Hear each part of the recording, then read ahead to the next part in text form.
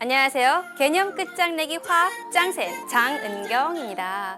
날씨가 점점 더워지고 있는데요. 그래서 이제 선풍기 바람을 쐬고 싶은 그런 계절이 돌아왔습니다.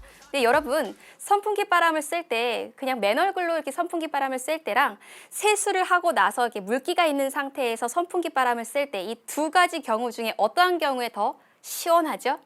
여러분 경험상 알고 있죠? 얼굴에 물기가 있을 때 선풍기 바람을 쐬면 훨씬 더 시원함을 느낍니다. 그럼 왜 그럴까요? 그것은 바로 물이 증발하면서 얼굴에 있는 열을 빼앗아 가기 때문이죠. 이처럼 오늘은 상태 변화가 일어날 때 열 에너지가 어떠한 연관이 있는지, 어떠한 관계가 있는지에 대해서 살펴보려고 합니다. 그럼 오늘의 주인공 먼저 만나볼까요? 첫 번째는요. 물질의 상태가 변할 때 열 에너지가 굉장히 큰 역할을 합니다. 어떠한 역할을 하는지 알아보고요. 두 번째는 물질이 상태 변화할 때 이제 열 에너지를 흡수하게 돼요. 이 흡수하는 이 과정과 왜 흡수를 하는지, 그래서 흡수에서 나타나는 이런 일상생활 속에서의 예를 알아보도록 하겠습니다. 여러분 오늘도 신나게 화학 공부할 준비가 되셨습니까? 그렇다면 우리 끝장낼 개념들 마주하러 가볼까요?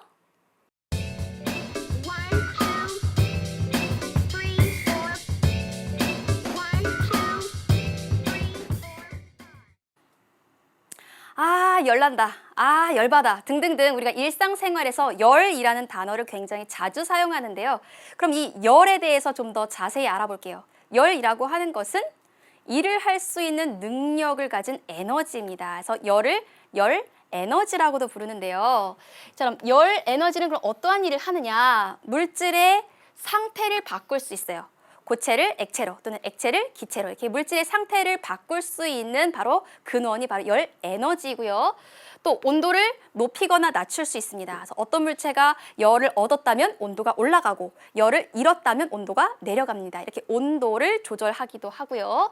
또 분자의 운동 에너지를 증가시킨다. 그래서 열을 받은 물질은 분자 운동이 점점점 더 활발해져요.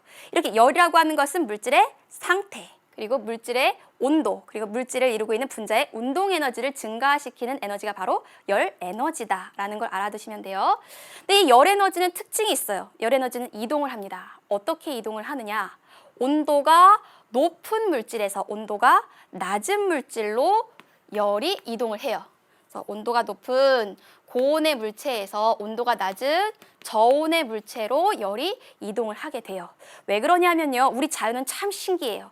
어느 한쪽이 많은 것을 가지고 있고 어느 한쪽이 굉장히 조금 가지고 있다면 자연은 이러한 차이를 별로 좋아하지 않아요. 그래서 차이를 없애려는 방향으로 변화가 일어납니다. 이때도 마찬가지예요. 온도가 높다는 것은 열 에너지를 많이 가지고 있다는 뜻이에요.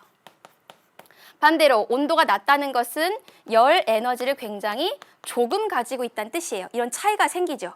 그럼 자연은 이러한 차이를 좋아하지 않는다. 항상 균형을 이루려고 한다. 그래서 열 에너지를 많이 가진 쪽에서 적게 가진 쪽으로 열이 이동을 한다. 그래서 언제까지? 양쪽 두 물체의 온도가 같아질 때까지 열이 이동합니다. 이렇게 두 물체의 온도가 같아지는 이런 현상을 우리가 열평형이라고 하죠. 그래서 열평형이 일어날 때까지 열이 이동을 합니다. 이때 이동하는 열의 양을 우리가 열량이라고도 불러요. 열 에너지의 크기라고 생각하시면 돼요. 그럼 이런 열 에너지의 크기는 무엇에 따라 달라지는지 살펴보도록 할게요. 이 열 에너지의 크기를 결정하는 요인은 여러 가지가 있는데 우선 그림을 먼저 보도록 할게요.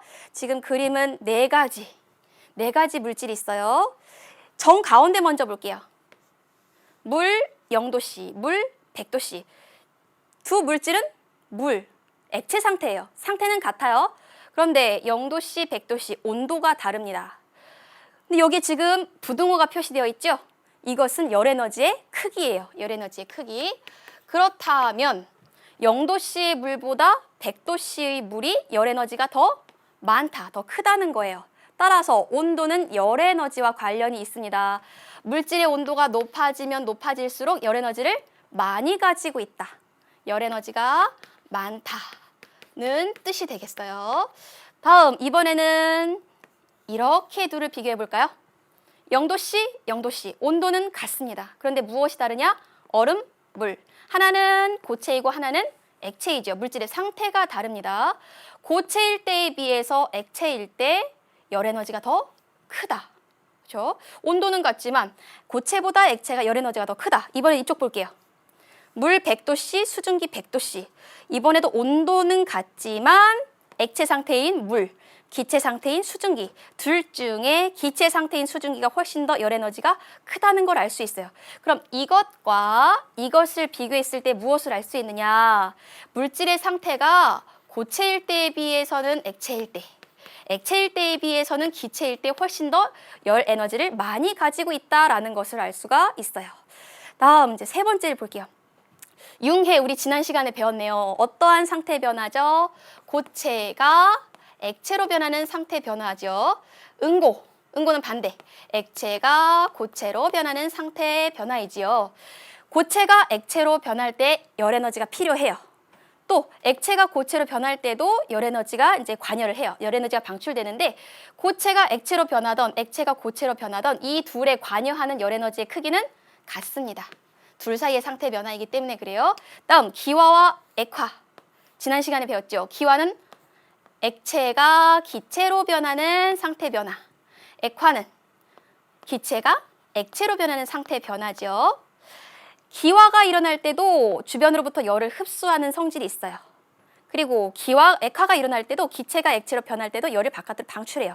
어찌되었던 액체와 기체 사이의 상태 변화가 일어날 때 관여하는 이 두 열의 크기는 같습니다. 그러면 이들과 이들 사이의 열의 크기는 어떤 게 더 클까요? 고체가 액체로 변할 때의 상태 변화랑 액체가 기체로 변할 때의 상태 변화 중에 어떠한 것이 더 큰 에너지를 필요로 하느냐? 분자사의 인력을 더 많이 끊어야 하는 경우, 그리고 분자사의 거리를 더 많이 벌려야 하는 기체로 변하는 과정, 이 과정이 훨씬 더 많은 열이 필요합니다. 이러한 열 에너지의 크기가 있다는 거 여러분들 알아두시고요. 그럼 이제부터 열 에너지랑 분자 운동은 어떤 관련이 있는지 정리를 해보도록 할게요. 물질이 열을 받으면 그 열을 흡수할 거예요. 그래서 물질이 이러한 열을 흡수하면 흡수할수록 열을 흡수하면 열이라고 하는 것은 물질이 일을 할 수 있는 능력이라고 했죠. 그래서 열을 흡수할수록 분자 운동이 더 활발해져요. 일을 할 수 있는 능력이 더 많아지는 것이죠. 그래서 분자 운동이 더 활발해진다. 활발해지는 특징이 있습니다. 고체일 때도 그렇고 액체일 때도 그렇고 기체일 때도 그래요. 그럼 각각의 상태에 따라서 열을 받으면, 열을 흡수하면 어떻게 달라지는지 각 특징을 정리해 볼게요. 첫 번째, 고체. 고체는 분자 사이 거리가 굉장히 좁죠? 다닥다닥 붙어 있어요. 그래서 제자리에서 바들바들 떠는 진동 운동을 하는데 이러한 고체가 주변으로부터 열을 흡수합니다. 그럼 진동 운동이 더 활발해져요. 그래서 진동 운동이 더 활발해지는 특징이 있어요. 이렇게 진동 운동이 활발해지다가 고체 분자 사이의 인력을 끊고 도망가면 액체로 변하는 거예요. 이때 상태 변화가 일어나는 거죠. 다음 액체는요. 제자리에서 바들바들 떠는 진동뿐만 아니라 회전도 할 수 있어요. 훨씬 더 자유롭게 움직이죠. 이러한 액체가 주변으로부터 열을 흡수하면 더 심하게 움직일 수 있어요. 그러니까 분자 운동이 얘도 더 활발해집니다. 기체는 굉장히 분자 사이 거리가 멀리 떨어져 있죠. 그리고 분자 운동이 굉장히 활발해요. 진동, 회전, 직선 운동도 할 수 있어요.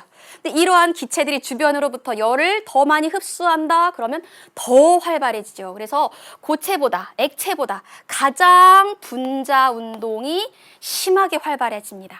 이런 특징이 있어요. 그러면 분자 사이 인력 볼게요. 분자 사이 인력을 결정하는 요인은 분자 사이 거리다. 분자 사이 거리. 분자 사이의 거리가 멀어지면 멀어질수록 분자 사이 인력은 작아지는 특징이 있죠. 고체 먼저 생각해 볼게요. 고체 굉장히 분자 사이 거리가 가깝죠. 근데 주변으로부터 열을 흡수합니다. 진동을 하게 돼요. 그럼 분자 사이 거리가 멀어지죠. 그럼 인력은 작아집니다. 액체는요. 액체도 이제 고체보다는 분자 사이 거리가 멀지만 기체보다는 이제 가까운 편이죠. 이런 액체가 주변으로부터 열을 흡수해요. 그럼 움직임이 더 심해지죠. 그럼 분자 사이의 거리는 더 멀어집니다. 그래서 분자 사이 인력은 이번에도 줄어들게 되죠. 마지막 기체.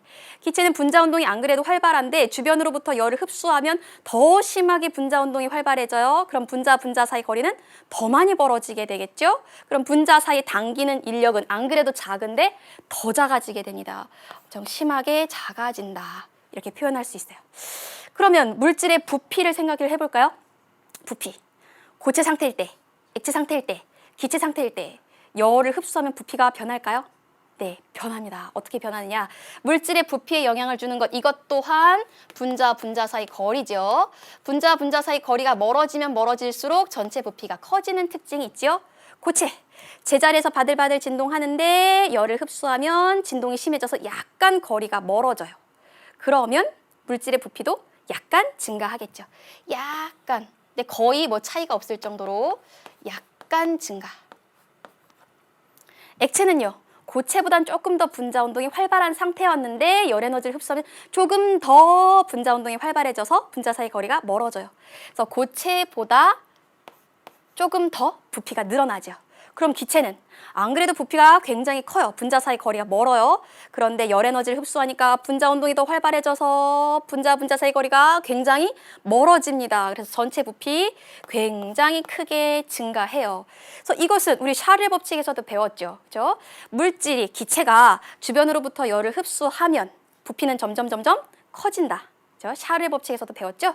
그래서 이것을 통해 알 수 있는 것은 고체든 액체든 기체든 열을 흡수하면 운동은 활발해지고 분자 사이 인력은 작아지고 부피는 커진다. 근데 특히 기체 상태에서 가장 큰 변화가 일어난다라는 것을 알 수가 있습니다. 그러면 이런 열 에너지가 상태 변화랑은 어떤 관계가 있는지 알아보도록 할게요.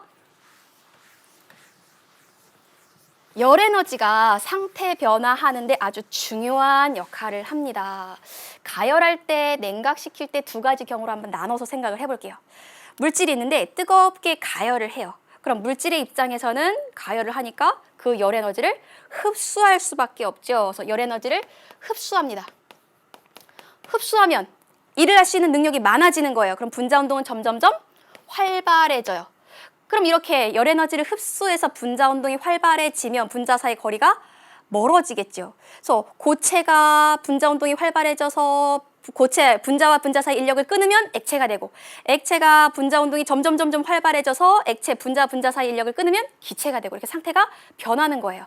그래서 이때의 상태 변화는 고체가 액체로 변하는 융해, 또 액체가 기체로 변하는 기화, 또 고체가 기체로 변하는 승화. 이러한 상태 변화는 모두 다 열 에너지를 흡수하는 경우다. 즉 가열시켰을 때 나타나는 상태 변화다라고 할 수 있어요. 그럼 반대. 이번엔 냉각시킵니다. 그럼 어떤 물질을 잔뜩 이제 냉동실에 집어 넣었어요. 그러면 물질의 입장에서는 열 에너지를 점점 뺏기겠죠. 열 에너지를 바깥으로 버리게 되는 상황이에요. 이러한 상황을 열 에너지 방출이라고 할 수 있어요. 밖으로 버리는 상황이니까. 그럼 물질 자체가 자신이 가지고 있었던 이 열 에너지를 밖으로 버리면 분자 운동이 점점 느려지겠죠. 분자 운동이 둔해집니다. 그러면 기체 상태는 굉장히 분자 운동이 활발했었는데 이걸 냉각시켜서 분자 운동이 점점 느려지면 분자 사이의 거리가 점점 가까워지겠죠. 그러다가 액체로 변할 수 있고, 액체도 분자 운동을 하다가 열 에너지를 뺏겨요. 그럼 점점 분자 운동이 느려지겠죠. 그러면 고체로 변할 수 있어요. 이렇게 기체가 액체로 변하는 액화, 또 액체가 고체로 변하는 응고, 기체가 고체로 변하는 승화. 이런 세 가지 상태 변화는 모두 다 가지고 있었던 열을 바깥으로 버려서 분자 운동이 느려지는 이런 경우라고 생각할 수 있어요. 즉, 이 세 가지는 냉각시켰을 때 일어나는 상태 변화다라고 할 수 있어요. 그럼 오늘은요, 가열했을 때랑 냉각했을 때 이 두 가지 경우 중에서 가열하는 경우, 이 경우에 대해서 좀 더 자세히 알아보고요. 이건 다음 시간에 우리가 다음 강의에서 공부를 하도록 할게요. 그러면 물질을 가열해 봅시다. 물질을 가열해서 물질의 온도가 어떻게 달라지는지 그래프로 나타냈습니다. 이것을 이름하여 물질의 가열 곡선이라고 해요. 그래서 가로축은 가열한 시간, 그러니까 오른쪽으로 가면 갈수록 이제 가열한 시간이 이제 길어지면 그러니까 물질이 열을 그만큼 많이 받았다. 그러니까 받은 열 에너지의 크기라고 생각할 수 있겠죠. 다음 세로축은 그 물질의 온도예요. 그래서 이렇게 시간에 따라서 가열 시간에 따라서 온도가 어떻게 달라지는지 나타낸 이 그래프를 가열 곡선이라고 하는데 이 가열 곡선이 시험에 굉장히 잘 나오니까 여러분들 별 많이 해두세요. 그럼 이제부터 이 가열 곡선 자세히 보겠습니다. 빨간색 그래프 여기 자세히 보세요. 가열을 하니까 온도가 올라가다가 일정해지다가 온도가 올라가다가 일정해지다가 온도가 올라가는 이러한 구간이 생겨요. 그러니까 고체 물질을 가지고 가열을 했더니 온도 변화가 달라지는 구간이 몇 개가 생겨요? 첫 번째 여기, 두 번째, 세 번째, 네 번째, 다섯 번째 구간이 1, 2, 3, 4, 5, 5개의 구간이 생겨요. 그럼 왜 이러한 구간이 생기는지 각 구간별로 잘라서 그 구간에서 일어나는 특징을 정리해 보도록 할게요. 그럼 첫 번째 1구간, 여기 온도가 올라가는 구간, 요 구간을 보도록 할게요. 지금 이 그래프는요, 고체 상태의 물질을 가열할 때 온도가 어떻게 달라지는지 나타내는 그래프예요. 그러니까 제일 처음에 물질의 상태는 바로 고체인 거죠, 고체. 근데 고체를 가열했어요. 시간이 지날수록 온도는 점점 어떻게 변한다? 온도는 증가한다. 그럼 왜 온도가 증가하느냐? 분자적인 관점에서 보면 이 고체 물질을 이루고 있는 이 분자들이 공급해주는 열을 그대로 다 흡수를 해버려요. 그래서 온도가 올라간다. 그럼 고체의 이 분자는 열을 흡수하니까 흡수한 만큼 분자 운동은 점점점 활발해지겠죠. 그렇죠? 다음 그럼 이 구간 보도록 할게요. 두 번째 구간. 두 번째 구간은요. 신기한 일이 생겼습니다. 가열을 계속 하고 있어요. 가열을 한다는 건 열 에너지를 계속해서 공급을 해준다는 얘기예요. 공급을 해줌에도 불구하고 온도가 일정합니다. 온도가 변하지 않죠. 왜 이렇게 온도가 변하지 않을까요? 왜 그러냐 하면 물질이 열을 흡수를 하면 흡수한 만큼 온도가 올라가야 되는데 이 흡수한 열 에너지를 온도를 높이는 데 쓰는 게 아니라 상태를 바꾸는 데 쓰기 때문에 그래요. 즉, 이 구간에서는 상태 변화가 일어난다. 그럼 원래는 어떤 상태? 고체 상태였어요. 그럼 뭘로 변한다? 액체로 변한다. 이렇게 상태 변화하는데 열을 다 쓰기 때문에 온도는 변하지 않는다.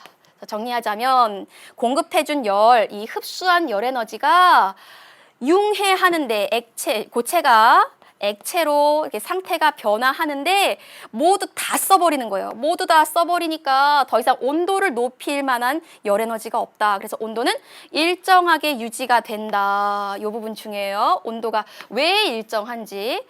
이때 일정한 온도를 뭐라고 부르느냐? 고체가 액체로 변할 때의 온도다라고 해서 녹는 점이라고 합니다.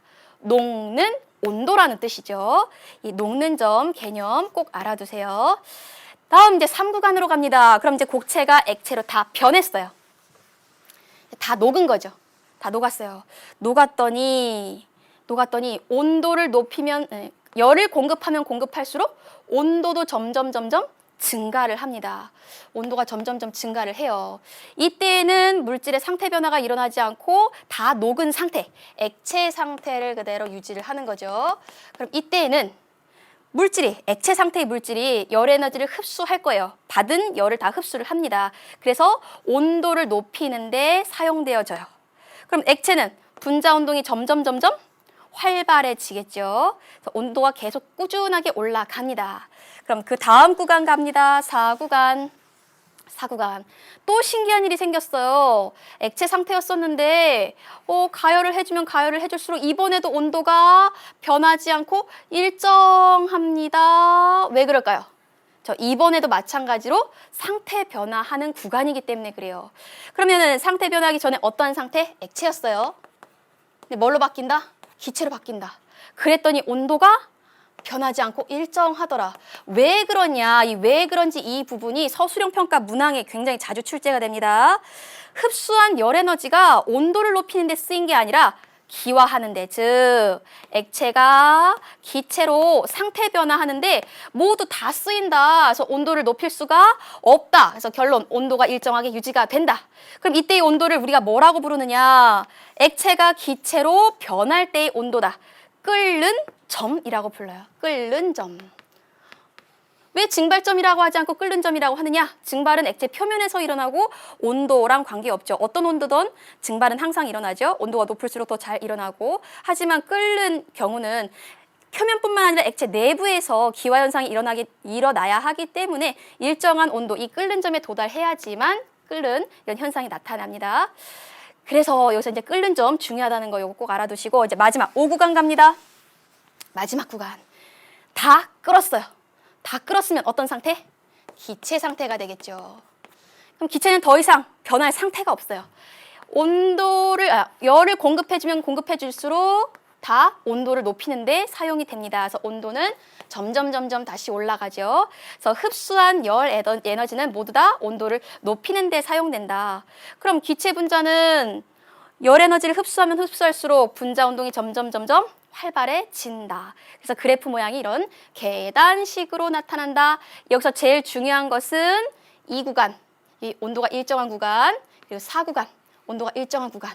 요 두 구간이 온도가 일정하다는 거 제일 중요하다. 그럼 온도는 왜 일정하다? 바로 고체에서 액체 또는 액체에서 기체로 상태 변화하는데 열 에너지를 다 썼기 때문이다. 그리고 그때의 온도를 녹는 점과 끓는 점이라고 한다.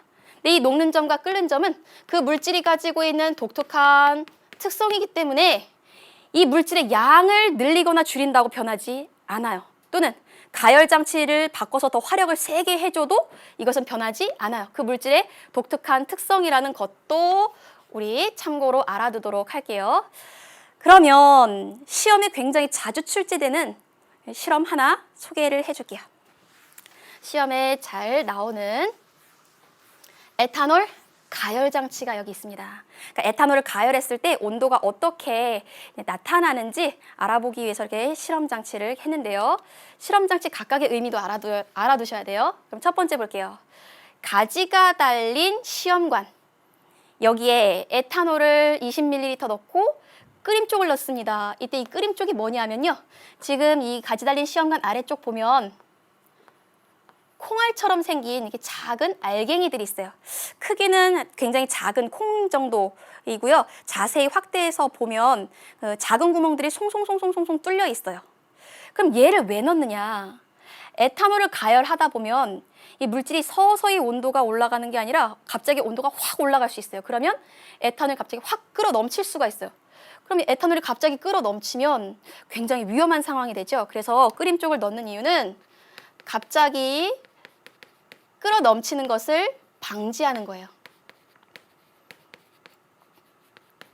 그래서 끓임 쪽을 넣어서 끓임 쪽도 같이 이렇게 순환을 하면서 에너지가 분산되게 하려고 이런 끓임 쪽을 넣습니다. 다음 두 번째, 에탄올을 물중탕으로 가열하면서, 물중탕이 뭐냐? 에탄올을 직접 가열하는 것이 아니라 물이라는 한 층을 더 통과하도록 하는 거죠. 그렇죠? 이중으로 가열한다는 게 바로 이 물중탕이란 뜻인데요. 그럼 물중탕을 왜 이용을 하느냐? 물이라고 하는 물질의 특성을 알아야 돼요. 물은 다른 물질에 비해서 비열이 굉장히 높죠. 즉 가열을 해도 온도가 쉽게 올라가지 않아요. 그래서 폭발하는 것을 막아줄 수 있어요. 그래서 에탄올에 직접 가열하면 에탄올에 불이 붙을 수 있잖아요. 근데 물중탕으로 가열하면 물 때문에 온도가 서서히 올라가니까 에탄올이 폭발하는 것을 막아줄 수 있습니다. 그래서 물중탕으로 가열합니다. 그래서 1분 간격으로 온도를 측정을 합니다. 그랬더니 그 다음 실험 결과 볼게요. 그랬더니 아까 우리 가열 곡선에서 봤던 것처럼 온도가 올라가다가 일정해지는 이런 구간이 나타났어요. 그래서 이것을 첫 번째 구간, 이걸 두 번째 구간이라 한다면 이 두 번째 구간이 큰 의미가 있는 거죠. 가열을 했음에도 불구하고 온도가 일정한 구간이 생겼다. 왜? 이 온도가 일정한 구간에선 상태가 변했기 때문이다. 에탄올은 액체 상태였죠. 그럼 액체 상태였던 에탄올이 기체 상태로 상태가 변할 때 이 열을 다 써버리니까 온도가 올라가지 않았다는 거죠.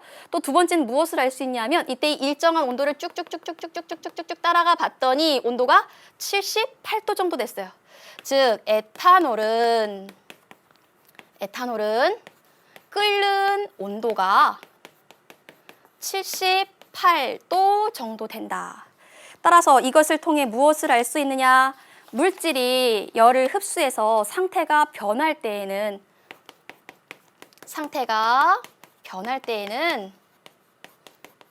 이 열 에너지를 모두 다 상태 변화를 하는 데 소모하니까 모두 소모해서 온도가 일정하게 유지가 된다. 이 실험에서 가장 중요한 핵심이 되겠어요. 그러면 지금까지 배운 열 에너지를 흡수하는 이런 상태 변화가 우리 일상생활 어디에 적용되었는지 우리 예를 찾아보도록 할게요. 물질이 상태 변화를 할 때 열을 흡수하면 주변에 있는 열을 흡수하는 거예요. 그럼 주변의 입장에선 열을 뺏기는 거죠. 그럼 주변의 입장에선 열을 뺏긴다면 온도는 점점 낮아집니다. 온도가 낮아지면 우리가 시원함을 느끼는 거죠. 그래서 열 에너지를 흡수하는 상태 변화는 시원해지는 경우를 떠올리면 대부분 다 이 경우에 해당해요. 그러면 예를 볼게요. 첫 번째, 얼음 조각상 옆에 있으면 시원해진다. 왜? 얼음은 고체죠. 근데 고체였던 얼음이 점점점 물로 녹을 거예요. 액체로 변할 거예요. 그래서 이때 고체가 액체로 변하는 상태 변화를 뭐라고 한다? 융해라고 하지요. 융해될 때 고체가 액체로 변하려면 분자 운동이 점점점 활발해져야 돼요. 그만큼 필요한 열을 주변으로부터 흡수를 하죠. 그럼 이때 흡수하는 열을 무엇이라고 부르느냐? 융해할 때 필요한 열이다 라고 해서 융해열이라고 합니다. 그래서 이때는 융해열을 흡수하는 경우예요. 그럼 주변에 있는 열을 흡수하면 주위의 입장에서는 열을 뺏겼으니까 온도가 낮아진다. 그래서 시원해지는 거죠. 그럼 이런 경우 또 봅시다. 아이스크림 고체예요. 이거 먹으면 입안이 시원해진다. 왜? 아이스크림이 녹으면서 입안의 열을 흡수해 갔기 때문에 융해열을 흡수해서 그렇고요. 이른 봄에 얼어있던 호숫가가 이 주변은 굉장히 쌀쌀하다. 왜? 얼어 있었던 이 호수가 녹으면서 주변의 열을 흡수하죠. 그래서 주위의 기온은 내려가는 거고요. 다음 음료수에 얼음을 넣으면 음료수가 시원해진다. 왜? 얼음이 녹으면서 주변에 음료의 열을 빼앗아가기 때문에 그래서 시원해지는 거죠. 그래서 지금은 이제 융해열 흡수에 대한 이야기를 했고요. 그럼 다음 상태 변화 볼게요. 이번에는 분수. 물이에요, 물. 액체 상태죠. 분수 옆에 있으면 시원해져요. 왜? 액체 상태였었던 물이 증발을 해서 기체 상태인 수증기로 변하기 때문이죠. 이때 분자 운동이 활발해져야 되니까 주변으로부터 열을 흡수한다. 이때 상태 변화는 우리가 기화라고 하고요. 기화하기 위해서 필요한 만큼 열을 흡수하죠. 이때의 열을 기화열이라고 합니다. 그럼 주위에 열을 흡수한다면 주변의 온도는 내려가겠죠. 그래서 주변이 시원해지는 거죠. 또 다른 예를 볼까요? 더운 여름날 마당에 물을 뿌렸어요. 그럼 물이 증발되겠죠. 증발을 하면서 주변의 열을 흡수한다. 그래서 기온이 내려간다. 시원해진다. 다음, 열이 날 때, 열 나면 이제 아플 때죠. 물수건으로 닦는다. 물수건으로 몸을 닦으면 물이 증발하면서 내 몸에 있는 열을 뺏어가죠. 그래서 몸의 체온이 낮아진다. 다음, 땀샘이 없는 개. 땀샘이 없는 개는 더운 여름에 혀를 내밀어서 체온을 낮춘다. 혀를 내밀고 헥헥거려요. 그 이유는 땀샘이 없어서 너무 더워요. 그러면 더위를 어떻게 식히느냐. 혀를 내밀면 거기에 이제 침이 있겠죠. 이 침이 증발하면서 열을 빼앗아가요. 그래서 걔가 이제 체온을 낮추기 위해서 이렇게 헥헥 되는 거죠. 모두 다 기화할 때 열을 흡수해서 주변의 온도가 낮아지는 경우라고 할 수 있습니다. 그럼 마지막 다른 경우 볼까요? 이번에는 공연장에 드라이 아이스를 뿌리면 드라이 아이스는 고체 상태이지요. 주위가 시원해진다. 드라이 아이스는 어떻게 될까요? 기체 상태인 이산화탄소로 변하게 되겠죠. 이러한 상태 변화를 우리가 승화, 이렇게 고체에서 기체로 변하는 승화이다. 이렇게 설명하면 조금 더 구체적이겠죠. 그럼 고체가 기체로 변하려면 분자 사이의 거리가 굉장히 멀어져야 돼요. 그럼 이 고체 분자 사이의 인력을 끊고 기체가 돼야 되니까 필요한 열 에너지가 엄청나게 많습니다. 그 열을 주변으로부터 흡수를 하는 거죠. 그럼 이때 흡수하는 열을 뭐라고 부른다? 승화할 때 필요한 열이다. 승화열이라고 합니다. 그럼 주변의 열을 흡수하면 주위의 온도는 이번에도 낮아지겠죠. 또 다른 예를 볼게요. 아이스크림을 포장할 때 드라이 아이스를 많이 쓰죠. 그럼 드라이 아이스는 점점점 기체로 변할 거예요. 그러면서 주변에 있는 아이스크림의 열을 빼앗아가요. 그럼 아이스크림 녹는 것을 방지할 수 있겠죠. 이렇게 상태 변화할 때 주변의 열을 빼앗아가면, 흡수하면 주변의 온도가 낮아져서 시원해지는 이러한 현상들이 생깁니다. 그럼 지금까지 우리 공부한 내용을 여러분들 얼마나 이해했는지 문제를 풀어보면서 점검해 보도록 할게요.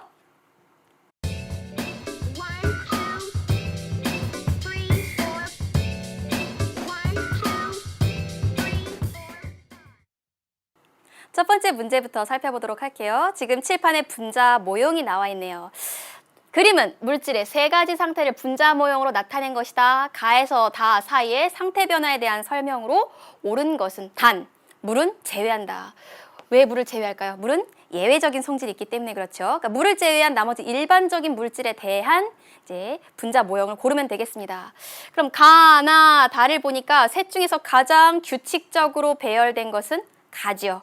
분자가 가장 규칙적으로 배열된 가가 바로 고체이고요. 그럼 이 셋 중에서 가장 불규칙한 것은 바로 다. 이것은 기체가 될 겁니다. 그럼 나는 가보다는 불규칙하지만 나보다는 조금 규칙적인 중간적인 성질을 갖는 액체가 되겠죠. 이렇게 세 가지 상태를 이제 알게 되었으면 아래에서 답을 찾아보도록 할게요. 첫 번째. 가에서 나로 변할 때 고체가 액체로 변하는 이러한 상태 변화를 뭐라고 하죠? 융해라고 하죠. 융해. 융해가 될 때는 분자 운동이 점점점 활발해져야 돼요. 분자 운동이 활발해지기 위해서는 주변으로부터 열을 흡수하죠. 그래서 열을 방출한다를 흡수한다로 바꿔야 되겠고요. 그래서 1번 틀리고요. 2번 가가 다로 변한다. 고체가 기체로 변한다. 이러한 상태 변화를 우리가 승화라고 하는데 승화가 일어날 때는 분자 사이의 인력이 강해진다. 분자 사이 인력은 분자 사이의 거리와 관련이 있어요. 고체일 때 분자 사이 거리는 이만큼. 그런데 기체일 때 분자 사이 거리는 이만큼. 분자 사이 거리가 늘어났어요. 그럼 분자 사이 인력은 오히려 약해지지요. 그래서 강해진다를 약해진다로 바꿔야 되고요. 2번 틀리고요. 3번 나가 가로 변한다. 액체가 고체로 변한다. 이러한 상태의 변화를 응고라고 하지요. 응고. 응고가 일어날 때는 분자 사이의 거리가 멀어진다. 액체가 고체로 변할 땐 분자 사이 거리가 오히려 좁아지죠. 그러니까 물을 제외한 일반적인 물질에 대한 이야기니까 이 부분이 오히려 틀렸죠. 거리가 오히려 좁아진다, 가까워진다로 바꿔야 되고요. 다음 4번. 나에서 다로 변한다. 나는 액체, 다는 기체. 액체가 기체로 변하는 이러한 상태 변화를 기화라고 하는데 이때 분자 운동이 활발해진다. 액체가 기체로 변하기 위해선 분자 운동이 활발해져야 합니다. 그만큼 필요한 에너지를 주변으로부터 흡수를 해야 되지요. 그래서 4번이 정답이고요. 5번도 볼게요. 다가 나로 변한다. 기체가 액체로 변하는 과정이니까 액화라고 할 수 있고요. 이때는 기화열을 흡수한다. 기화열이 아니라 액화열로 바꿔야겠고요. 또 기체가 액체로 변할 때는 오히려 분자 운동이 느려져야 돼요. 느려집니다. 그럼 남는 에너지를 밖으로 버려요. 이건 다음 시간에 배울 에너지를 방출하는 상태 변화와 관련이 있어요. 그래서 흡수가 아니라 방출로 바꿔야 돼요. 그래서 5번도 틀립니다. 그래서 정답은 4번이 되겠습니다. 그럼 그 다음 문제도 풀어볼게요. 그림과 같이 장치하고 에탄올을 가열하면서 시간에 따른 온도 변화를 측정하였다. 이에 대한 설명으로 옳지 않은 것은 에탄올이 가열을 하면 온도가 어떻게 달라지는지 에탄올의 가열 곡선을 그리기 위한 실험 장치입니다. 그럼 이 실험 장치와 관련된 내용 아래에서 찾아볼게요. 첫 번째, 에탄올은 물보다 먼저 끓는다. 에탄올의 끓는 점은 78도 정도 돼요. 물은 100도씨에서 끓죠. 그럼 가열을 하면 온도가 서서히 올라가다가 78도에 먼저 도달하고 그리고 지나서 100도에 도달을 해요. 그러면 에탄올과 물 중에 누가 먼저? 끓는 점이 낮은 에탄올 먼저 끓지요. 왜? 끓는 온도가 낮으니까. 이 낮은 끓는 점이 먼저 도달하니까. 그래서 1번은 맞는 말이네요. 다음 2번. 시험관 A. 지금 시험관이 2개가 있는데 시험관 A, 지금 에탄올이 들어있는 이 부분입니다. 여기에서 에탄올은 기화열을 흡수한다. 에탄올, 이 속에 들어있는 에탄올은 액체였어요.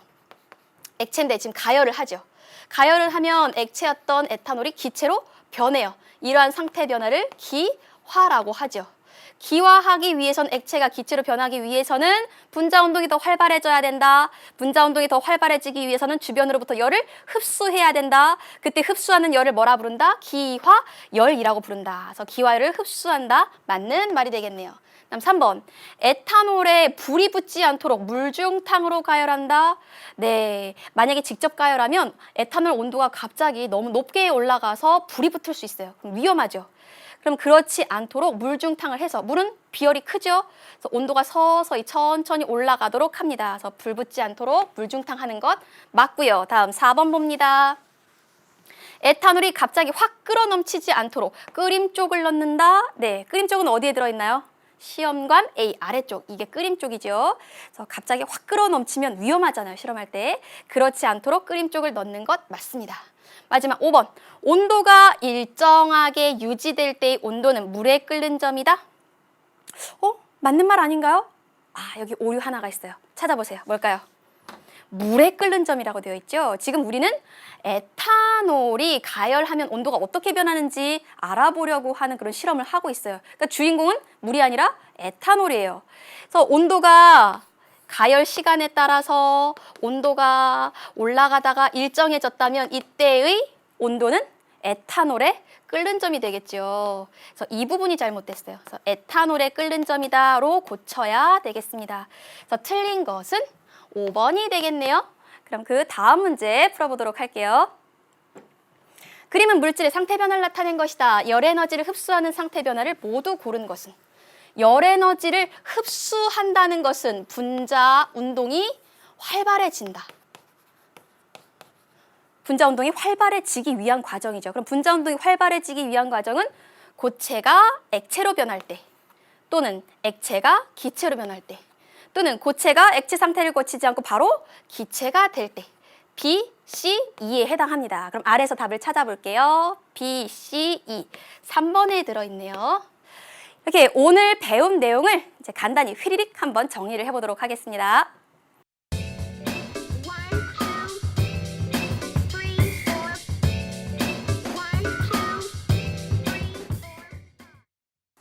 첫 번째, 물질의 상태를 변화시키거나 온도를 변화시키거나 분자 운동을 활발하게 조절할 수 있는 에너지는 바로 열 에너지였죠. 열 에너지는 온도가 높은 쪽에서 낮은 쪽으로 이동하는 특성이 있다는 것도 알아두시고요. 두 번째, 물질을 가열할 때 시간에 따라 온도가 변하는 것을 가열곡선이라고 하는데, 이 가열곡선에서 물질의 상태가 변할 때 온도는 일정하게 유지가 되죠. 왜? 흡수한 열 에너지가 모두 상태 변화하는 데 쓰이기 때문이라는 거, 그 이유도 꼭 알아두셔야 돼요. 세 번째, 물질의 에너지를 흡수해버리면 주위의 입장에선 열을 빼앗김으로 온도는 점점점 낮아집니다. 그래서 시원해지게 됩니다. 오늘은 물질이 상태 변화를 일으킬 때 주변에 이제 열을 흡수하는 경우에 대해서 이제 살펴봤어요. 공부하다가 모르는 것이 있으면 그냥 지나치지 마시고 Q&A 게시판에 꼭 올려주시면 선생님 친절하게 이제 답변해 드릴게요. 그럼 다음 시간엔 무엇을 배우느냐? 오늘 배운 것과 정반대. 물질이 상태의 변화를 할 때 가지고 있었던 열 에너지를 방출하는 경우에 대해서 자세히 공부해 보도록 하겠습니다. 오늘 고생 많으셨고요. 다음 시간에 즐거운 마음으로 다시 만날게요. 여러분 안녕.